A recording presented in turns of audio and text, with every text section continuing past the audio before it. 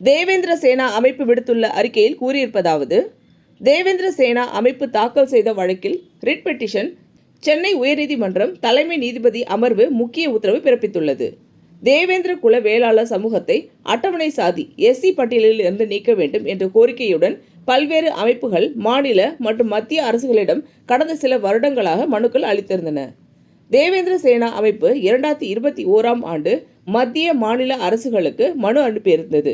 அந்த மனுவின் மீது மத்திய அரசு தமிழக அரசிடம் அறிக்கை கோரி கடிதம் எழுதியிருந்தது. பாராளுமன்றம் தான் முடிவெடுக்க வேண்டும் என்றாலும் ஒரு சாதியை SC பட்டியலில் இருந்து நீக்க மாநில அரசின் பரிந்துரை என்பது கட்டாயம் மேண்டேட்டரி. 2021 நிலுவையில் இருந்த இந்த மனுவை தமிழக அரசு 2025 நிராகரித்துள்ளது.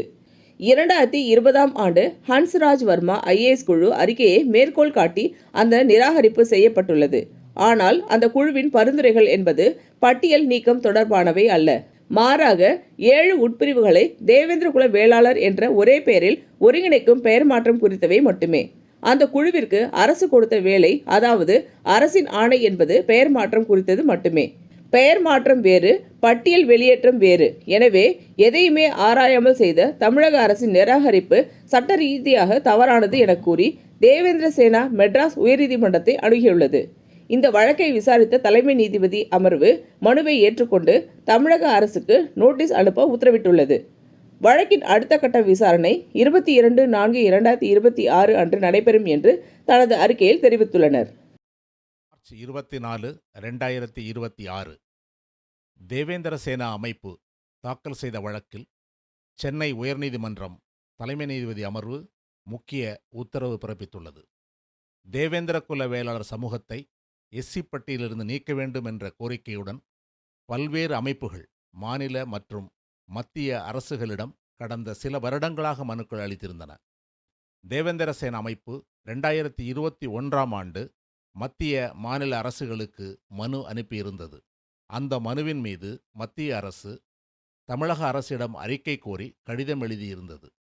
பாராளுமன்றம்தான் முடிவெடுக்க வேண்டுமென்றாலும் ஒரு சாதியை SC பட்டியலிருந்து நீக்க மாநில அரசின் பரிந்துரை என்பது கட்டாயம். 2021 நிலுவையில் இருந்த இந்த மனுவை தமிழக அரசு 2025 நிராகரித்துள்ளது. 2020ஆம் ஆண்டு ஹன்ஸ்ராஜ் வர்மா IAS குழு அறிக்கையை மேற்கோள் காட்டி அந்த நிராகரிப்பு செய்யப்பட்டுள்ளது. ஆனால் அந்த குழுவின் பரிந்துரைகள் என்பது பட்டியல் நீக்கம் தொடர்பானவை அல்ல. மாறாக 7 உட்பிரிவுகளை தேவேந்திர குல வேளாளர் என்ற ஒரே பெயரில் ஒருங்கிணைக்கும் பெயர் மாற்றம் குறித்தவை மட்டுமே.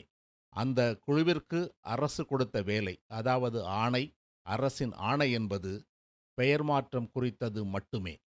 பெயர் மாற்றம் வேறு, பட்டியல் வெளியேற்றம் வேறு.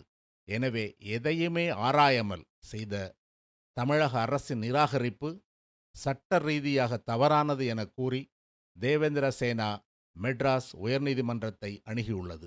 இந்த வழக்கை விசாரித்த தலைமை நீதிபதி அமர்வு மனுவை ஏற்றுக்கொண்டு தமிழக அரசுக்கு நோட்டீஸ் அனுப்பி உத்தரவிட்டுள்ளது. வழக்கின் அடுத்த கட்ட விசாரணை 22/4/2026 அன்று நடைபெறும்.